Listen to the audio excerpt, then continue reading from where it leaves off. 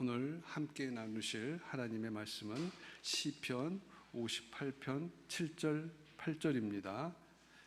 찾으시고요, 같이 합독하도록 하겠습니다. 하나님이여, 내 마음이 확정되었고 내 마음이 확정되었사오니 내가 노래하고 내가 찬송하리이다. 내 영광아 깰지어다. 비파야 수금아 깰지어다. 내가 새벽을 깨우리로다. 구본우 목사님께서 내 마음이 확정되었사오니 라는 제목으로 말씀 전해주시겠습니다.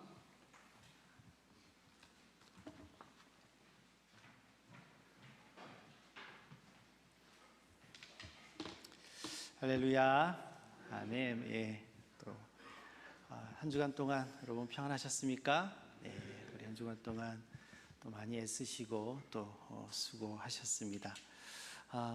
우리가 이렇게 주일에 함께 예배하는 것이 사실 얼마나 큰 은혜인지 모르겠습니다.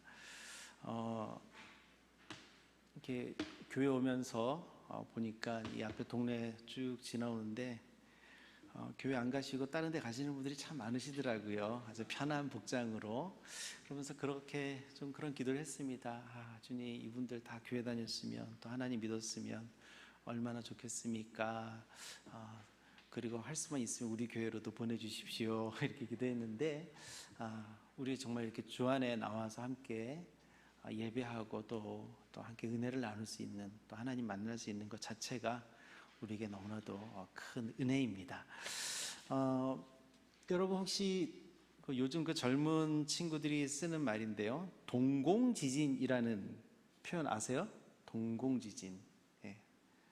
동공, 눈동자 동공이 흔들린다는 거죠. 예. 어떤 좀 당황스러운 상황을 만났을 때 동공이 흔들린다. 그래서 요즘 젊은 친구들은 동공지진이라고 이제 말을 합니다. 모든 사람들이 어떤 당황스러운 일이나 또 어려운 일들, 또 위기를 당했을 때 흔들리게 마련입니다. 단순히 동공만 흔들리는 게 아니라 뭐가 흔들릴까요?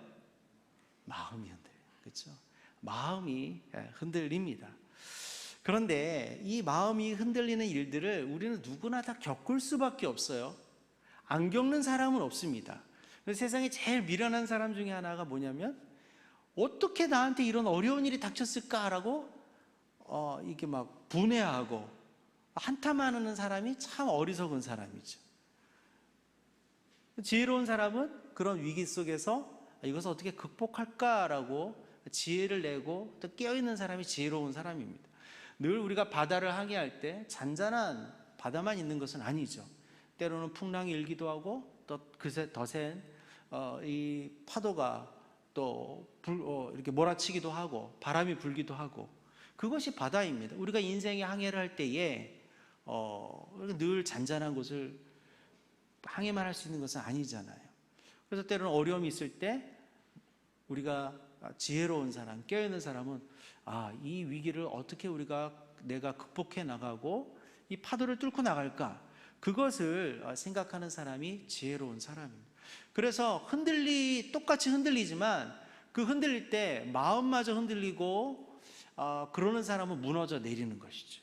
그러나 흔들릴 때 내 마음은 흔들리지 않도록 자꾸 붙잡으려고 노력하고 그렇게 애쓰는 사람들은 결국은 똑같은 어려움을 당하지만 그 위기를 잘 극복해 나가는 것을 우리가 볼 수 있습니다. 그래서 옛말에 무슨 말이 있습니까? 호랑이에게 물려가도 정신만 차리면 산다. 예. 실제로 그런지 모르겠지만 호랑이한테 물려가 본 적이 없어서 이런 말이 정말 일리가 있는 거죠. 정말 정신 차리면 그 어떤 일 속에서도 우리가 살아나올 수 있는 거죠.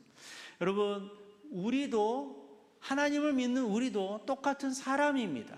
그렇기 때문에 우리가 하나님을 믿는다고 우리 삶 속에 위기가 없어지거나 어려움이 없어지지는 않아요. 모든 사람과 똑같이 우리도 어려움과 또 환난을 또 위기를 당하게 됩니다. 그렇다면 우리 신앙인들은 어떻게 우리에게 다가오는 이 위기와 어려움들을 극복해 나갈 수 있을까? 신앙인들에게, 믿는 사람들에게 정신을 차린다는 것은 무엇일까? 오늘 이 다윗의 노래 시편 57편을 통해서 한번 같이 하나님의 은혜를 구해 보고 싶습니다. 시편 57편은요 이런 부제로 시작하는데요, 다윗이 사울을 피하여 굴에 있던 때에 부른 노래라고 이야기하고 있습니다. 여러분 잘 아시다시피 다윗은요 아주 어린 나이에 기름 부음을 받았죠. 왕의 기름 부음을 받았지만, 그러나 그가 사울 왕의 사위도 되었지만 어떻게 됐어요? 그 시기와 질투 속에서 광야로 쫓겨납니다. 그게 사무엘상 21장에 나오는 이야기예요. 사무엘상 16장에 왕으로 기름 부음을 받는데, 불과 5장 지나서 사무엘상 21장부터 사무엘상 끝나는 31장까지 11장 내내 광야 생활만 하는 거예요. 정확한 시기를 알 수 없지만 적어도 10대 후반부터 20대 거의 대부분 혹은 30대 초반까지 그가 이렇게 광야에서 도망자의 신세, 그것도 그냥 도망자가 아니라 목숨을 내놓는 도망자의 신세가 되었어요. 그 중에 가장 유명한 일이 무엇이죠? 도망을 가다가 사울의 군대가 이렇게 쫓아올 때 도망을 가다가 어디까지 들어갔어요? 엔게디 광야에서 동굴 안까지 들어가. 동굴 저 깊은 곳까지 들어갔는데 그 동굴 입구에 누가 와서 쉬었습니까? 사울이 와서 쉬었잖아요. 그때 그 동굴에 들어갔을 때 불렀던 노래, 하나님께 올려드렸던 기도, 이것이 시편 57편입니다. 그러니까 아마 다윗이 정말 산전수전, 공중전, 그때는 공중전은 없었겠네요. 산전수전까지 다 겪었지만 아마 그 중에서도 정말 다윗에게 있어서 이 목숨의 경각이 달린 정말 위험한 위기의 순간이었습니다. 그때 다윗이 하나님께 불렀던 노래가 바로 이 57편이죠. 근데 이 57편 가장 첫 절을 보면요, 다윗이 어떻게 하나님 앞에 나아가냐면 하나님의 은혜를 구하는 기도로 나가고 있습니다. 우리 시편 57편 1절 말씀입니다. 우리 한번 같이 읽어볼까요? 하나님이여 내게 은혜를 베푸소서, 내게 은혜를 베푸소서. 여러분, 은혜를 구하는 사람은요, 내 연약함을 인정하는 사람, 겸손한 사람이 하나님의 은혜를 구하지, 내가 다 할 수 있다라고 자신만만한 사람, 교만한 사람은 하나님께 또 주변의 사람에게 은혜를 구하지 않습니다. 즉, 이 동굴 속에서 가장 다윗이 제일 먼저 내뱉은 첫마디, 하나님이여 내게 은혜를 베푸소서, 그것도 한 번도 아니고 두 번이나 내게 은혜를 베푸소서라는 이 노래의 안에는 어떤 마음이 있는 겁니까? 하나님, 나 죽게 생겼습니다. 나 죽게 생겼습니다. 그런데 내가 내 힘으로 지금 할 수 있는 것이 아무것도 없습니다. 나 하나님밖에 없습니다. 하나님, 내게 은혜를 베풀어 주시옵소서, 은혜를 베풀어 주시옵소서라고 다윗이 신음하는 것처럼 내뱉는 것입니다. 자신의 연약한 것을 좋아하는 사람은 없죠. 그러나 자신의 약함을 고백하지 않는 것, 즉 인정하여서 고백하고 인정하지 않는 것은 하늘과 땅 차이가 있는 것입니다. 왜요? 말씀드렸다시피 내 연약함을 인정하는 사람은 누구를 의지하게 됩니까? 하나님을 의지하게 됩니다. 하나님 은혜를 베푸소서라고 기도할 수 있지만, 아무리 어렵고 힘들어도 오직 내 힘으로, 내 능력으로, 내가 가진 것으로 이 일들을 이겨낼 수 있다라고 생각하는 사람은 절대로 이 말이 입 밖으로 나오지가 않아요. 하나님, 내게 은혜를 베푸소서, 내게 은혜를 베푸소서, 이런 말이 나오지 않습니다. 다윗이 이 정말 절대절명의 순간에 하나님의 은혜를 구했다는 것은 너무나도 귀한 사실입니다. 자, 그 다음 구절들을 보면요, 다윗이 하나님께 내게 은혜를 베풀어 주시옵소서, 내게 은혜를 베풀어 주시옵소서라고 부르짖을 때 다윗의 눈이 띄었어요. 그러면서 내 주변을 볼 수 있었습니다. 내 주변에서 어떤 일들이 일어나는지를 볼 수 있었어요.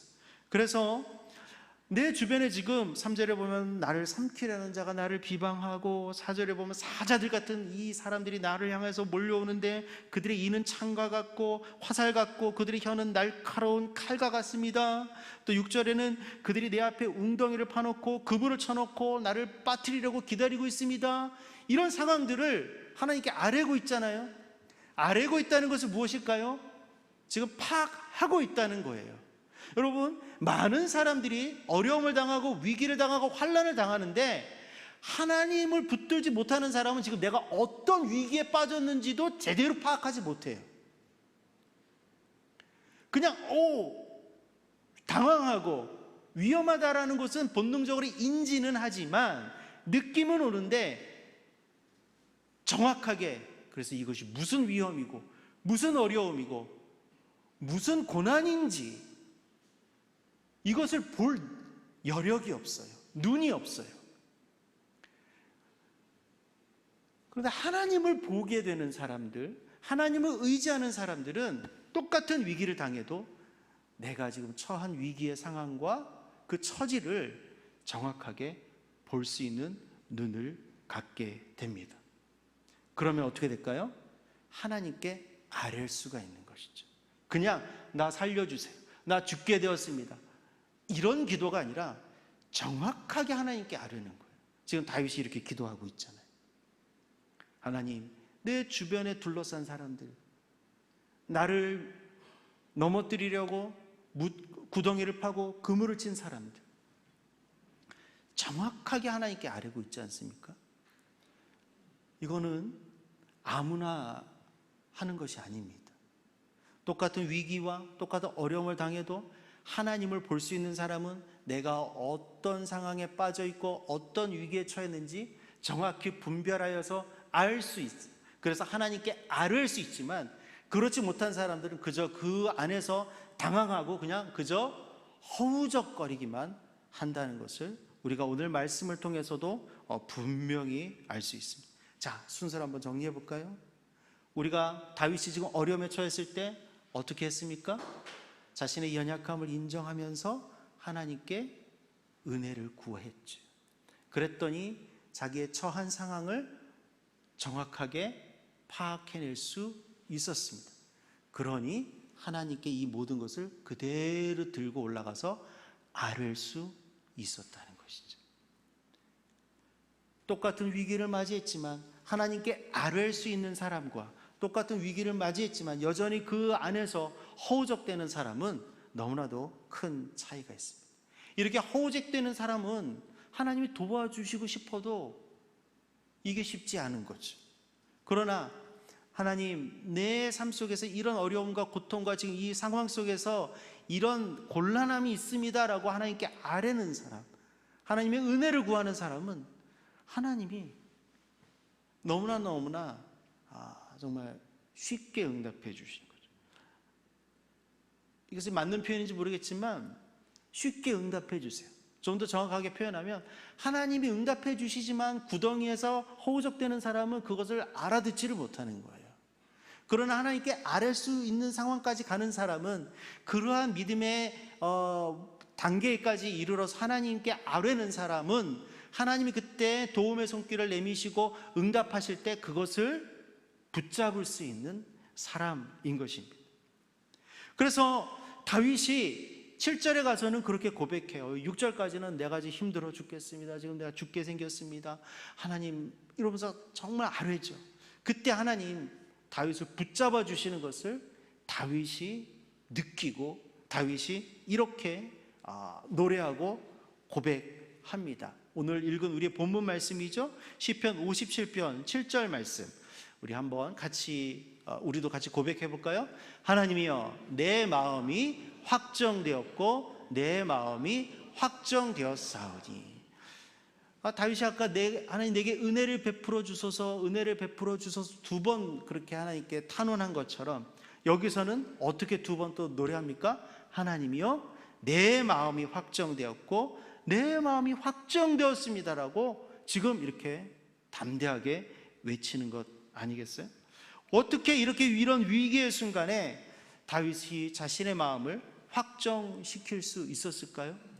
지금 그런 상황 속에서 하나님께 부르짖어서 다윗의 그 하나님의 응답, 내 마음을 하나님 든든히 잡아주시는구나, 하나님이 나를 붙들어 주시는구나, 그것을 정말 그 깊은 곳에서 확신하고 느끼고 이렇게 노래하잖아요.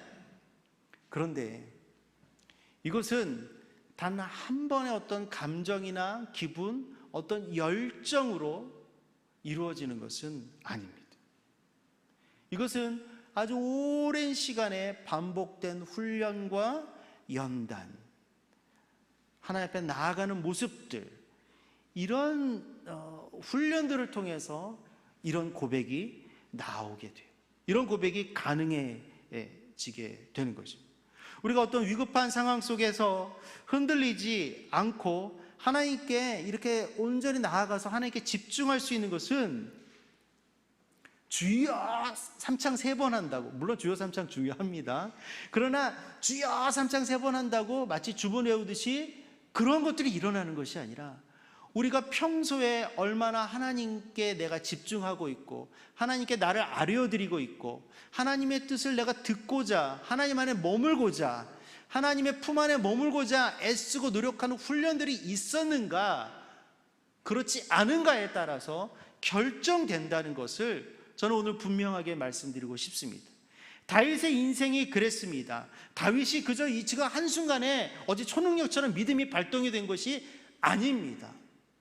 다윗은 어린 시절부터 들판에 나아가서 양을 치는 목동이었습니다. 그 당시에 수많은 목동들이 있었겠지요. 수많은 양치기들이 있었을 것입니다. 그러나 다윗은 좀 달랐습니다.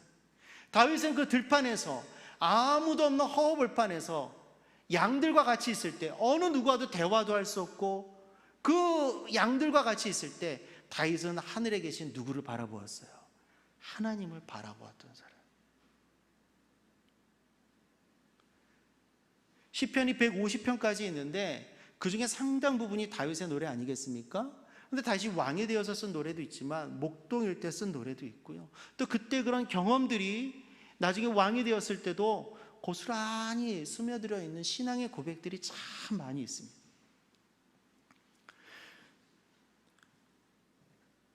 하나님께서 세우신 사울 왕이 하나님의 마음이 합하지 않았어요. 그래서 하나님 어떻게 하셨어요? 사무엘을 통해서 내가 새로운 왕을 세우겠다. 그리고 베들레헴까지 사무엘을 보내십니다. 2세 아들들을 7명이나 쭉 세워봤는데 하나님이 아니다. 겉보기가 너무나도 멋있고 정말 준수하고, 그런데 하나님 아니다. 결국 들판에 있는 다윗을 불러왔어요. 아마 아버지 2세의 생각은 하도 아들을 많이 낳다 보니까 이 8째 아들을 거의 이제 아들로 생각을 안 했던 것 같아요.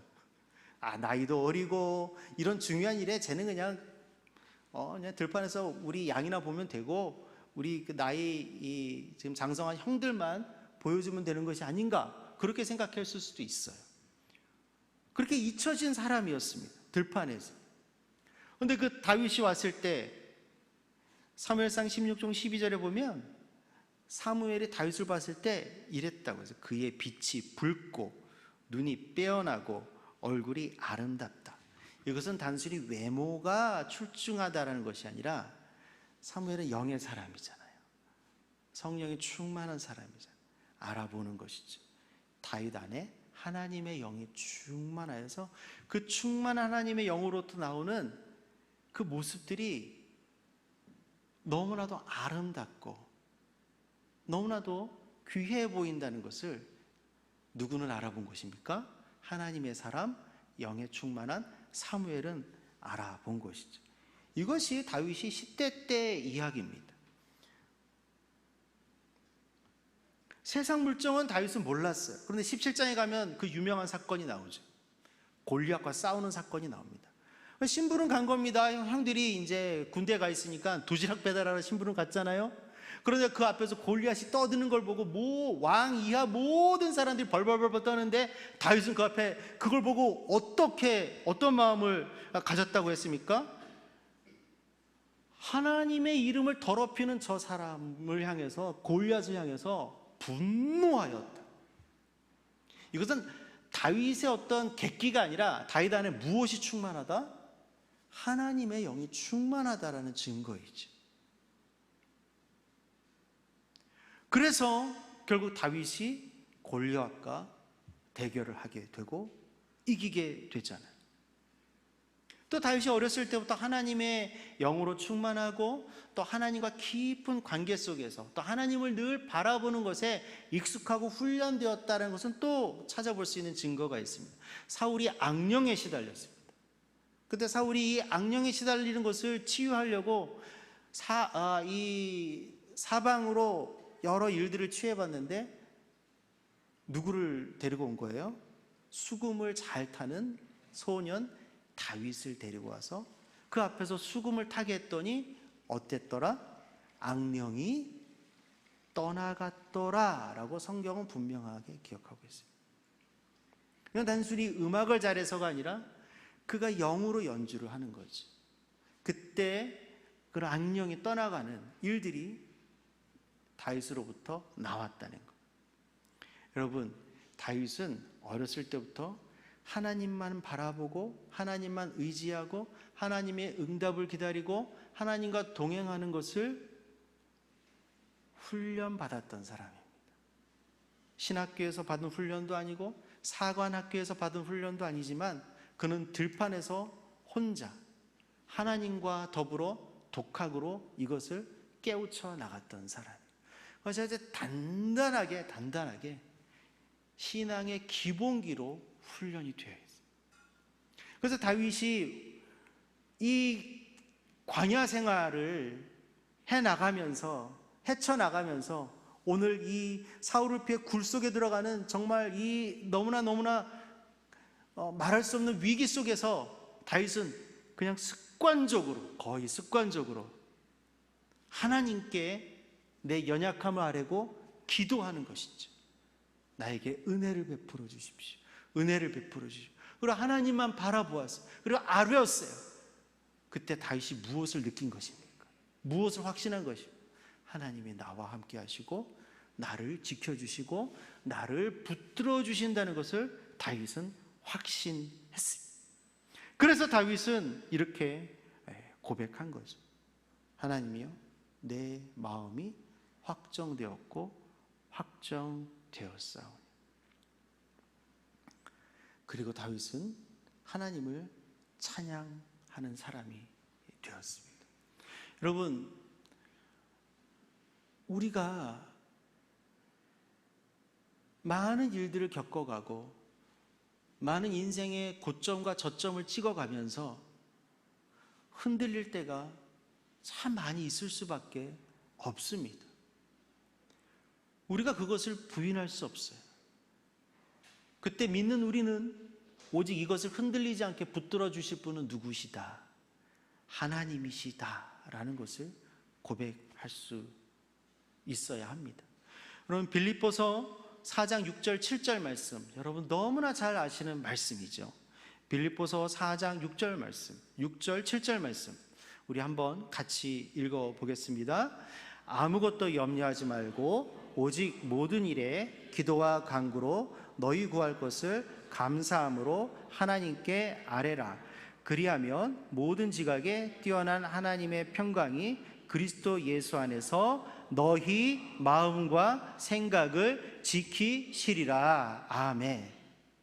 우리가 하나님께 아뢰일 때 모든 지각에 뛰어난 하나님의 평강이 그리스도 예수 안에서 우리의 마음과 생각을 지켜주십니다. 아멘. 이것은 단순히 글이 아니라 살아계신 하나님의 말씀입니다. 우리가 하나님을 믿고 의지한다면 그 의지함으로 말미암아, 그 간구함으로 말미암아 하나님께서 우리의 마음과 생각을 평강의 하나님께서 지켜주십니다. 주심. 이런 과정들은 위기에 처한 다윗을 하나님께서 인간의 방법이 아닌 누구의 방법으로, 하나님의 방법으로 구해 주시는 응답의 과정입니다. 우리가 성경을 읽을 때, 신앙생활할 때 정말 조심해야 하는 부분이 있습니다. 누가 잘해서 하나님이 도와주셨다라고 우리가 쉽게 그렇게 성경을 읽을 수가 있어요. 그러나 자, 가령 창세기 12장 1절 2절, 아브라함이 그의 본토 아비 친척 집을 떠나서 하나님 명한 곳으로 갔더라. 그러면 우리가 그 말씀을 읽을 때 아브라함이 정말 대단한 결정을 해서 하나님이 아브라함에게 복을 주셨구나 라고 우리가 생각합니다. 그래서 아브라함 대단한 사람이다 라고 말을 합니다. 물론 아브라함 참 훌륭한 믿음의 사람입니다. 그러나 그 전후를 우리가 깊게 성경을 보면은 그조차도 누가 아브라함을 그렇게 하게 만들어 주신 것입니다. 하나님이 하신 것이에요. 하나님이 그런 마음을 주셨고 그런 훈련을 통해서 그런 결단을 하게 하시고 그렇게 움직이게 하셔서 그를 통해서 하나님이 응답하시고 복을 베풀어 주시는 것이지, 아브라함이 갑자기 하루아침에 일어나서 그래 내가 본토 친척 아비 집을 떠나서 가야지 라고 해서 하나님이 아브라함에 복을 주지 않으셨다라는 것입니다. 이것은 성경의 모든 사건에 동일하게 적용이 되는 것입니다. 우리가 잘났고 성경의 인물들이 잘나서 하나님이 복을 주시는 것이 아니라 그렇게 결단하고 그렇게 잘나게 보이는 것까지도 누가 도와주셔서, 하나님이 도와주셔서 하나님이 그렇게 하셨기 때문에 그것이 가능한 것입니다. 다윗이 말씀드린 것처럼 어릴 때부터 하나님의 손에 붙들려서 들판에서 그런 훈련과 그런 연단의 반복을 통해서 이 고통 속에서도 하나님께 부르짖을 수 있었던 것, 그래서 하나님이 그의 마음을 흔들리지 않게 붙들어 주셨던 것처럼 우리가 신앙의 삶을 살아갈 때에 늘 사모하고 늘 구하고 늘 소망해야 하는 것은, 내가 오늘도 하나님 안에 사로잡혀 있고 내가 오늘도 하나님만을 바라보고 내가 오늘도 하나님의 뜻 가운데 거하도록 하나님 나에게 은혜를 베풀어 주시옵소서. 은혜를 베풀어 주시옵소서. 그렇게 겸손한 마음으로 하나님 앞에 오늘 하루를 시작하고 오늘 하루를 마무리하는 것이 우리에게 너무나도 필요합니다. 이렇게 다윗은 그 큰 위기를 기분과 감정의 차원이 아니라 하나님이 인도하시는 대로 순종하며 나가는 믿음의 고백으로 나가는 거예요. 이후에 어떤 일이 일어났는지 우리가 너무나 잘 알죠. 다윗이 사울을 어떻게 했습니까? 분명히 사울을 어떻게 그의 목숨을 취할 수도 있고 해할 수도 있었음에도 불구하고 그의 옷자락만 베었다는 거죠. 내가 어찌 하나님께서 기름 부어 세우신 종을 내 손으로 해할 수 있으랴. 여러분, 이게 쉬운 일이겠습니까? 살아가다 보면 정말 저 원수 같은 사람 정말 어떻게 해버리고 싶고 내 능력만 되면 지워버리고 싶고 짓밟아버리고 싶고, 이런 너무 그게 사람 아니겠어요? 근데 어떻게 다윗이 이렇게 할 수 있었어요? 하나님 앞에 머물렀기 때문에, 그의 마음이 확정되었기 때문에, 무엇으로? 하나님이 나와 함께 하신다는 것으로 확정되었기 때문에 이렇게 행할 수 있었다는 거죠. 우리도 모두 다윗처럼 크고 작은 위기와 고비와 어려움들을 겪어냅니다. 우리 한 사람 한 사람의 삶 속에서도, 가정 안에서도, 공동체 안에서도, 사회와 국가 안에서도 예기치 못한 어려움이 닥치기도 하고 정말 나를 송두리째 뿌리채 흔들어 버리고 어렵게 만드는 일들, 우리가 마주할 수밖에 없습니다. 어쩌면 지금 이 안에는 그런 어려움에 정말 맞닥뜨려서 당황하고 계시는 분들도 계실지도 모르겠어요. 이때 믿음의 사람들, 하나님을 믿는다라고 고백하는 우리들은 사람들의 말과 습관과 반응과 그들이 제시하는 해결에 의지하지 아니하고 하나님께 아뢰고 하나님을 붙들고 하나님의 응답을 기다려 우리의 마음을 하나님께 고정시킬 수 있든 그렇게 의도적으로 그렇게 할 수 있는 우리 모두가 되기를 주님의 이름으로 축원합니다. 그래서 다윗이 고백한 것처럼 하나님이여 내 마음이 확정되었고 내 마음이 확정되었습니다 라고 이렇게 우리가 함께 고백하며 나아가겠습니다. 근데 다윗이 확정되었습니다 이렇게 두 번이나 말할 때 그거 뭐 했습니까? 그 다음에 찬송해서 내가 노래하고 찬송할 것을 내 마음이 결정했습니다. 확정하였습니다. 그래서 우리 8절에 보시면 내 영광아 깰지어다 비파야 깰지어다 수금아 깰지어다 내가 새벽을 깨우리로다. 다 일어나라. 하나님을 찬양해야 된다. 하나님을 노래해야 한다. 여러분 이게 그냥 단순히 노래일까요? 전적인 내 인격의 삶의 신앙의 고백이고 하나님을 향한 신뢰의 표현인 것이죠. 무너져 내려갈 수 있는 상황에서 하나님을 향하여 나아갔을 때 그의 마음이 확정되고 그의 신앙이 하나님을 향하여서 고백되어질 수 있는 그 은혜를 누릴 수 있는 것입니다. 이 다윗의 몸은요 지금 어디에 있어요? 동굴 속에 있습니다. 그런데 다윗의 눈과 다윗의 영은 어디에 있어요? 하늘에 있어요. 우리도 깜깜한 동굴 속에 있을 수 있습니다. 얼마든지 그럴 수 있죠. 어떤 이는 그 깜깜한 동굴 속에서 절망하고 스스로를 무너뜨리고 넘어지는 사람이 있는가 하면 믿음의 사람들은 그 깜깜한 동굴 속에서 하늘을 바라볼 수 있는 사람, 하늘에 계신 하나님을 바라보고 그 하나님께 부르짖을 수 있는 사람, 그래서 그 하나님께 노래할 수 있는 사람, 저는 이런 것이 진짜 신앙이 아닐까 생각합니다. 그래서 다윗이 내 영혼이 내 마음이 확정되었사오니 내가 노래하고 찬송할 것입니다 하고 불렀던 그 찬송이 시편 이 57편 9절과 10절에 이렇게 잘 기록이 되어 있습니다. 제가 한번 읽어보겠습니다. 주여 내가 만민 중에서 주께 감사하오며 뭇 나라 중에서 주를 찬송하리이다. 무릇 주의 인자는 커서 하늘에 미치고 주의 진리는 궁창에 이르나이다. 하나님이여 주는 하늘 위에 높이 들리시며 주의 영광이 온 세계 위에 높아지기를 원하나이다. 아멘. 여러분 이게 어디에서? 동굴 속에서 죽음을 눈앞에 두고 죽음의 위기를 눈앞에 두고 부를 수 있었던 다윗의 노래입니다. 이것이 가능한 노래인가요? 이것이 가능한 찬송인가요? 인간의 생각과 판단으로는 절대 할 수 없는 것이죠. 그러나 우리 믿는 사람들은, 하나님을 의지하는 사람들은, 하나님으로 말미암아 우리의 영혼이, 우리의 마음이 확정될 수 있는 사람들은 우리가 동굴 속에서도 이런 노래를 부를 수 있는 사람들이 될 것입니다. 아멘.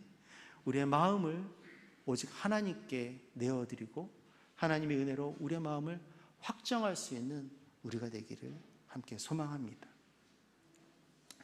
그럴 때 하나님께서 우리의 삶의 길들을 더 은혜로 열어주시고, 다윗이 그 위기들을 다, 광야 생활을 다 이기고 나중에 왕이 되는 복을 누렸던 것처럼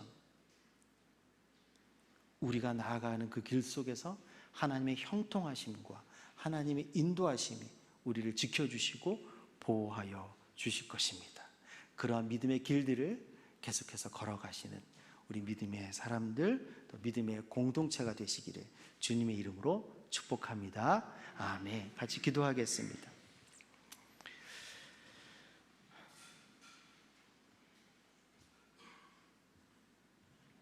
주님, 다윗은 그 어떤 상황 속에서도 하나님을 의지하고 하나님을 신뢰하는 것을 잃지 않았고 놓치지 않았습니다. 주님, 다윗의 그 신앙의 고백과 마음의 결단과 그 행함들이 오늘을 살아가는 우리와 우리의 가정과 우리 공동체에서도 충분히 반복되어지고 재현되어질 수 있는 것을 우리가 이 시간 다시 한번 믿음으로 믿고 고백합니다. 하나님, 주님을 바라보겠습니다. 하나님, 주님만을 의지하겠습니다. 하나님, 주님께서 내 마음을, 우리의 심령을 확정하여 주시고 든든하게 붙들어 주실 것을 믿습니다. 우리 평생 그 주님을 향한 노래와 고백이 차고 넘치게 하여 주시고, 주님, 우리가 그 동굴 바깥으로 나와서 하늘을 바라보며 함께 기뻐하고 함께 하나님을 더 드높일 수 있는 그러한 일들이 우리 안에 풍성하게 일어나게 하여 주시옵소서. 감사하고 또 축복하며 예수님의 이름으로 기도하옵나이다. 아멘.